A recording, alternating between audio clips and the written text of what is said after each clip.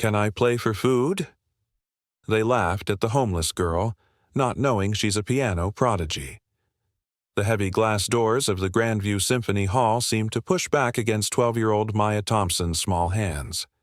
She had been standing outside for 20 minutes, watching the wealthy guests arrive for the annual charity gala through the frosted windows.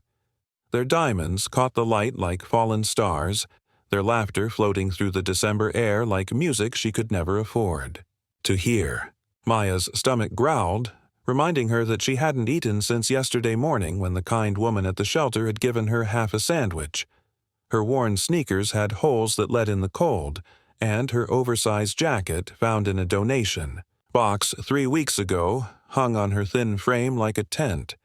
But none of that mattered right now. What mattered was the beautiful grand piano she could see through the lobby windows, sitting there like a sleeping giant waiting to be awakened. Maya knew she shouldn't go inside. She knew what would happen when people saw her. They always looked at her the same way, with that mixture of pity and disgust that made her feel smaller than she already was. But the piano called to her like a magnet pulls metal, and before she could stop herself, she was pushing through those heavy doors into a world of warmth and light that didn't belong to her. The lobby smelled like expensive perfume and fresh flowers, a sharp contrast to the musty smell of the streets she had grown used to. Crystal chandeliers hung from the ceiling like frozen fireworks, and the marble floor was so shiny she could see her reflection in it. She looked even smaller and more out of place than she had imagined. People were everywhere, holding champagne glasses and talking in voices that sounded like they had never known worry or hunger. Maya clutched her backpack tighter, the only possession she had left in the world, and took a deep breath that seemed to fill her entire body with courage she didn't know she had. "Can I play for food?" The words came out before Maya could stop. Them, cutting through the elegant conversations like a knife through silk. Every head in the lobby turned to look at her, and the silence that followed was so complete she could hear her own heartbeat drumming in her ears. A woman with perfectly styled blonde hair nearly dropped her champagne glass, her mouth falling, open in shock. A man in a tuxedo that probably cost more than most people made in a month stepped back as if Maya might be contagious. She stood there, feeling their eyes on her like spotlights, but she didn't look away. Instead, she kept her gaze fixed on the piano, that beautiful Steinway grand that seemed to glow under the chandelier light. "Can I play for food?" she repeated, her voice stronger this time despite the trembling in her legs. "Just one song, please." The laughter started slowly, like rain beginning to fall. First one person chuckled, then another, until the whole lobby was filled with the sound of their amusement. "Did she really just ask that?" someone whispered loud enough for everyone to hear. "Where on earth did she come from?" another voice added, dripping with disdain. "Someone call security before she steals something," a woman in a red dress suggested, not even trying to lower her voice. Maya felt each word like a physical blow, but she had learned long ago that words couldn't hurt her more than hunger already had. She had slept in doorways and under bridges, had gone days without food, had lost everything that mattered to her. What were a few cruel words compared to that? She stood her ground, her chin lifted slightly, her eyes never leaving the piano that seemed to be waiting for her. Margaret Harrison, the event organizer and one of the city's most prominent socialites, clicked across the marble floor in her designer heels that sounded like gunshots in the tense silence. She was 53 years old and had never in her life been contradicted or challenged, especially not by someone she considered so far beneath her. Her face was a mask of controlled disgust as she approached Maya, looking at her the way someone might look at something unpleasant stuck to the bottom of their shoe. "Little girl," Margaret said, her voice sweet like poisoned honey. "This is a private event for important people. You don't belong here. There's a McDonald's 3 blocks away where someone like you might find what you're looking for." The words, "someone like you," hung in the air like smoke, and everyone knew exactly what she meant. Poor, homeless, worthless, black. Maya had heard it all before, in 1,000 different ways, from 1,000 different mouths. But this time was different. This time, she had something to prove. "I can play," Maya said simply, meeting Margaret's cold stare with her own steady gaze. "I can play better than anyone here. Just give me one chance." The laughter grew louder, more cruel. People were actually pointing at her now, as if she were some kind of circus act for their entertainment.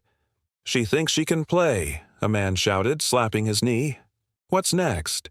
Is she going to tell us she's a secret princess?" But in the back of the crowd, someone wasn't laughing. Professor James Chen, one of the country's most respected classical music teachers and a judge for international piano competitions, was watching Maya with the keen eyes of someone who had spent 40 years recognizing talent in unexpected places. Something about the way the girl looked at the piano, the way her fingers moved slightly as if playing an invisible keyboard, the absolute certainty in her voice when she said she could play, it all added up to something that made him step forward. "Mrs. Harrison," Professor Chen said, his deep voice cutting through the laughter like a conductor's baton silencing an orchestra. "Perhaps we should let her try. After all, isn't this event about supporting young musical talent? What harm could—" "One song do?" Margaret turned to him with barely concealed irritation. "James, please, look at her. Children from her circumstances don't have access to piano lessons. It's simply impossible that she knows how to play. We'd just be setting her up for humiliation." But Professor Chen noticed something Margaret didn't. He saw how Maya's entire body seemed to lean toward the piano like a plant reaching for sunlight. He saw the way her fingers curved in a perfect pianist's arch even while hanging at her sides. He saw the quiet confidence that seemed to radiate from her small frame, a confidence that came from knowing something everyone else didn't. "I insist," Professor Chen said firmly. "Let her play. If she fails, she leaves. If she succeeds, she gets her meal. It seems like a fair arrangement to me." Margaret's face flushed with anger at being challenged in front of her guests, but she couldn't openly disagree with Professor Chen without seeming unreasonable. She forced a smile that looked more like a grimace and turned back to Maya. "Very well," she said, her voice sharp as broken glass. "You may play one song, but when you fail, and you will fail, you will leave immediately and never come back. And if you somehow manage to play something that resembles music, I'll personally pay for your dinner. Do we have a deal?" Maya nodded, not trusting her voice to stay steady. She walked toward the piano, each step feeling like a mile, aware of every eye following her movement. The crowd parted to let her through, some people actually stepping back as if poverty might be contagious. She could hear their whispers following her like shadows.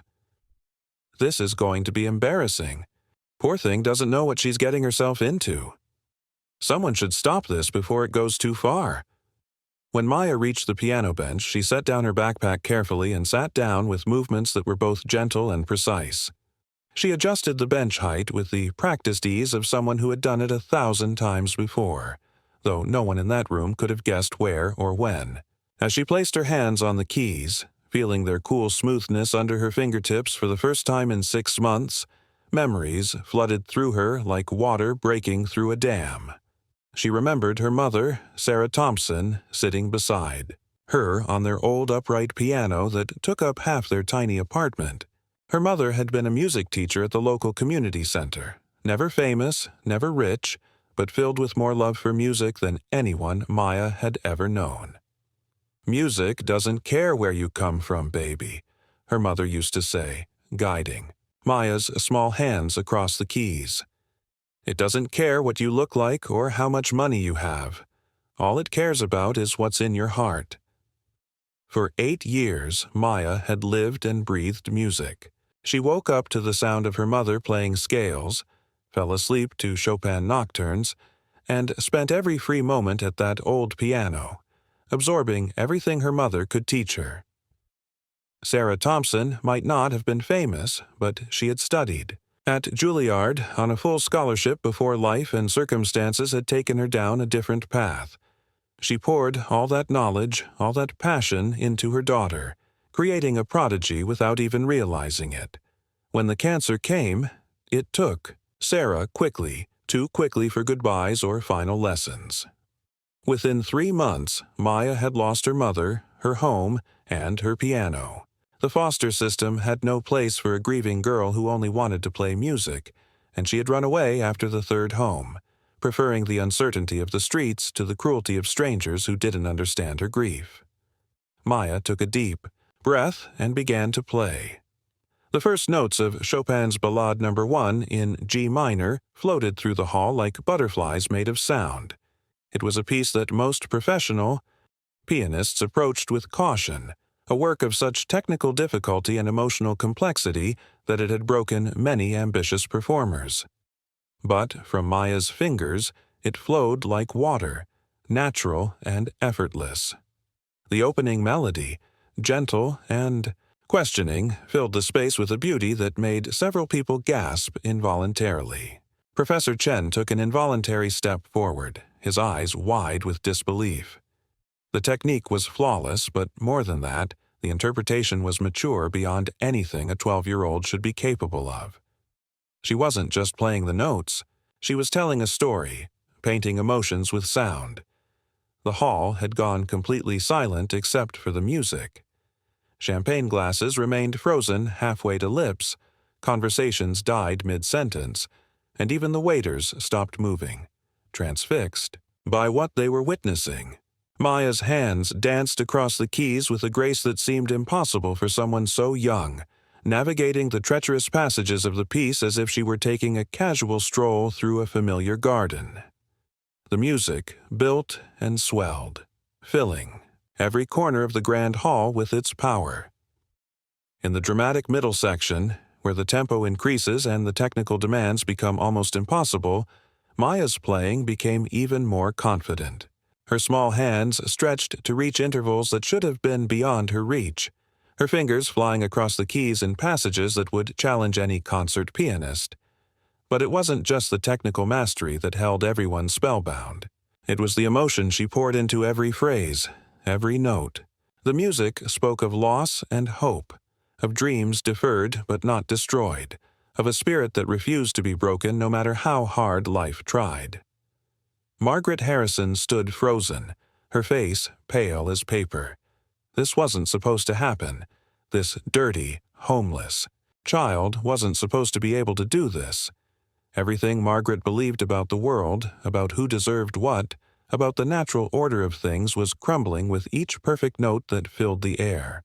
She looked around desperately, hoping someone would share her outrage, but all she saw were faces transformed by wonder. Even the people who had laughed the loudest were now staring at Maya with something approaching awe. Professor Chen had tears in his eyes. In 40 years of teaching and judging, he had rarely heard Chopin played with such profound understanding. The girl wasn't just technically proficient, she had that rare quality that separated great pianists from good ones. She had soul. She understood the music, not just intellectually, but emotionally, spiritually. It was as if Chopin himself were speaking through her fingers, telling his story of Polish nationalism, of longing for home, of beauty persisting through suffering. Maya approached the final section of the piece where the music becomes almost violently passionate before dissolving into a tragic ending. She closed her eyes and let the music flow through her completely. She wasn't in the Grandview Symphony Hall anymore. She was in her old apartment with her mother, feeling those gentle hands guiding hers, hearing that loving voice saying, "That's it, baby. Let the music speak for you." The final notes rang out in the hall, dramatic and decisive, before fading into a silence so complete it seemed to have weight. Maya kept her hands on the keys for a moment longer, not wanting to break the spell, not wanting to return to the reality where she was just a homeless girl who didn't belong. Then, slowly, she turned to face the crowd that had mocked her just minutes before. The silence stretched on for what felt like hours but was probably only seconds. Then Professor Chen began to clap, the sound sharp and solitary in the vast space. One by one, others joined him, until the hall erupted in applause that shook the crystal chandeliers. People were actually crying, some openly, others trying to discreetly wipe their eyes. But Maya wasn't looking at them. She was looking at Margaret Harrison, whose face had gone from pale to red to a strange grayish color. Their eyes met across the space, and in that moment Maya saw something she had never expected to see in the woman's face. Fear. Margaret was afraid of her, afraid of what she represented, afraid of having to reconsider everything she had believed about the world and her place in it. "Who are you?" Professor Chen asked, approaching the piano with the reverence usually reserved for holy places. "Where did you learn to play like that?" Maya looked at him, this kind man who had stood up for her when no one else would, and decided to tell the truth. "My name is Maya Thompson. My mother taught me. She died 6 months ago." Her voice was steady, but tears were starting to form in her eyes. "I've been living on the streets since then. I haven't touched a piano since the day they took me away from our apartment. But I never stopped hearing the music in my head. I never stopped. Practicing on invisible keys. Music is all I have left of her." The crowd had gone silent again, but it was a different kind of silence now. It was the silence of shame, of recognition, of understanding that they had nearly denied the world the chance to hear something extraordinary because of their prejudices. Professor Chen knelt down so he was at eye level with Maya. "Your mother, what was her name?" "Sarah Thompson. She studied at Juilliard a long time ago, but she never got to finish. She said life got in the way, but she never stopped loving music. She gave it all to me instead." Professor Chen's eyes widened in recognition. "Sarah Thompson. I remember her. She was one of the most promising students of her generation. She left to take care of her sick mother and never came back. We all wondered what happened to her. She became a teacher at the community center," Maya said proudly. "She taught hundreds of kids to love music, kids who couldn't afford fancy lessons or expensive pianos. She said music belonged to everyone, not just the rich." The words hung in the air like an accusation, and several people in the crowd shifted, uncomfortably. Margaret Harrison seemed to shrink into herself, her designer dress suddenly looking like armor that couldn't protect her from the truth Maya was revealing. "She sounds like she was an amazing woman," Professor Chen said gently, "and she raised an amazing daughter. Maya, would you like to play another piece? I think everyone here would love to hear more." Maya looked around at the faces that had mocked her, then at the piano that had been her salvation, and made a decision that would change her life forever. "No," she said clearly. "I played my one song. Mrs. Harrison owes me dinner, and then I'll leave like I promised." She stood up from the piano bench and picked up her backpack. "But I want everyone here to know something. There are hundreds of kids like me out there. Kids with talent, with dreams, with gifts that the world will never see because they don't have the right clothes or the right address or the right skin color. You all came here tonight for a charity event to support young musicians. Well, here I am, a young musician who needs support. But you almost threw me out because I didn't look the part." The truth of her words hit the crowd like cold water. People looked at their champagne glasses, at their expensive clothes, at anything but the small girl who had just exposed their hypocrisy with the simple act of playing piano. Margaret Harrison finally found her voice, though it came out weak and uncertain. I'll arrange for your dinner immediately, and perhaps we could discuss some kind of scholarship or support program." But Maya shook her head. "I don't want your charity, Mrs. Harrison. I wanted a chance to play, and Professor Chen gave me that. That's all I needed." Professor Chen stood up and pulled out his phone. "Maya, I'm going to make some calls. You're too talented to be on the streets. There are programs, real programs, not charity, that can help you. Would you be willing to audition for the Young Artist program at the conservatory? It's a full scholarship program for exceptional talents. Room, board, education, and most importantly, access to pianos whenever you want." Maya's eyes filled with tears that finally spilled over. "You mean it? but I don't have any documents, any records, any of the things they probably need." "We'll figure all that out," Professor Chen said firmly.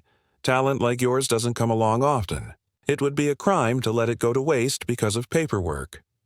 As Professor Chen made his calls and Margaret Harrison disappeared to arrange for Maya's promised meal, the crowd began to disperse.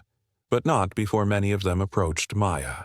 Some apologized, others simply pressed money into her hands despite her protests, and a few asked if she would play for their events, offering to pay her properly. But the most meaningful moment came when an older black woman approached, tears streaming down her face. "I knew your mother," she said softly. "Sarah taught my granddaughter at the community center. She was the first person who ever told my baby she could be somebody. And now, here you are, her daughter, showing all these folks what we knew all along. That greatness doesn't care about your zip code." She hugged Maya tightly, and Maya hugged her back, feeling for the first time in 6 months that she wasn't alone in the world. 3 hours later, after the finest meal she had ever eaten and more conversations with Professor Chen about her future, Maya stood outside the Grandview Symphony Hall again. But this time, she wasn't looking in from the outside. She was looking out at a world that suddenly seemed full of possibilities. Professor Chen had arranged for her to stay at a hotel for the night and would pick her up in the morning for her audition. He seemed confident she would pass with flying colors. "Your mother would be so proud," he had said before leaving, "not just of your playing, but of your courage. It takes real strength to walk into a room full of people who don't believe in you and prove them wrong." Maya touched the glass doors one more time, remembering how heavy they had seemed just hours ago. They didn't seem heavy anymore. Nothing did. The music in her head, silent for so long, was singing again. 6 months later, Maya Thompson stood on the stage of that same Grandview Symphony Hall, but this time she was the featured performer for the Young Artists Showcase. The hall was packed, and in the front row sat Professor Chen, beaming with pride. Margaret Harrison was there too, in a much humbler seat than she was used to, having undergone her own transformation after that night. She had started a program that brought music teachers to homeless shelters and community centers, and she always told the story of the girl who had taught her that talent has no address. As Maya sat down at the piano, the same Steinway that had called to her that December night, she thought about her mother and how she would have loved this moment.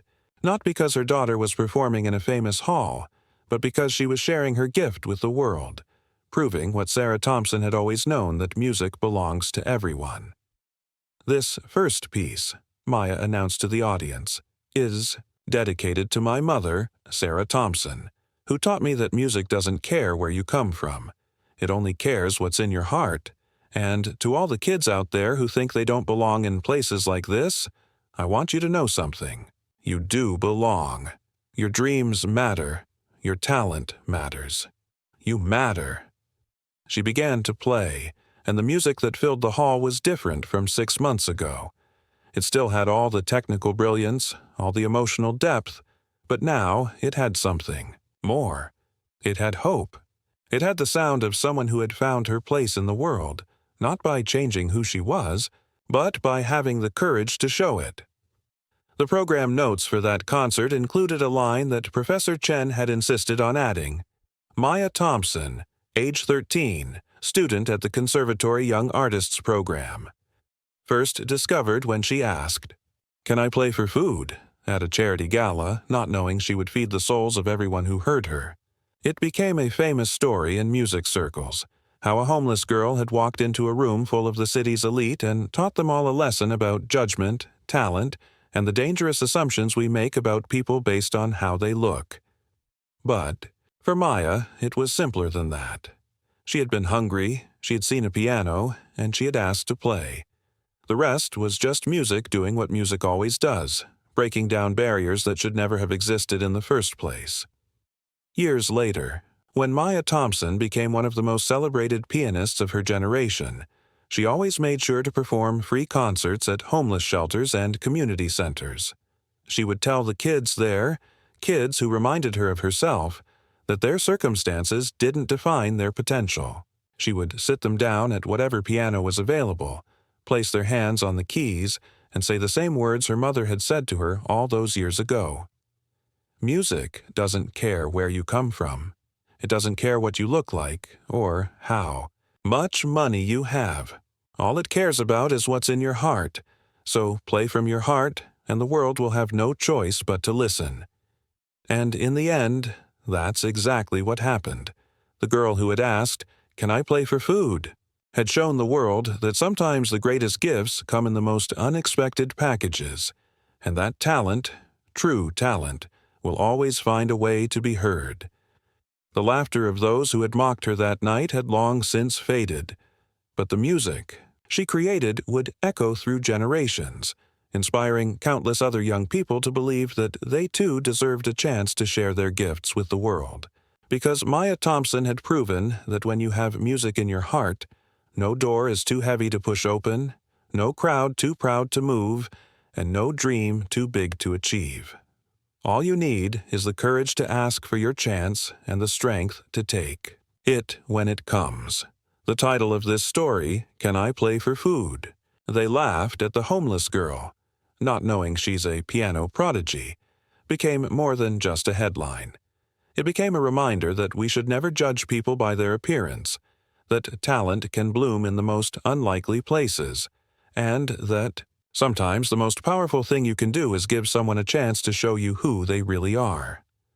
Maya Thompson had asked for food, but what she had given in return was so much more. She had given everyone in that hall a mirror to look at themselves, a lesson in humility, and, most importantly, music that touched their souls in ways they never expected. And that, perhaps, was the greatest gift of all.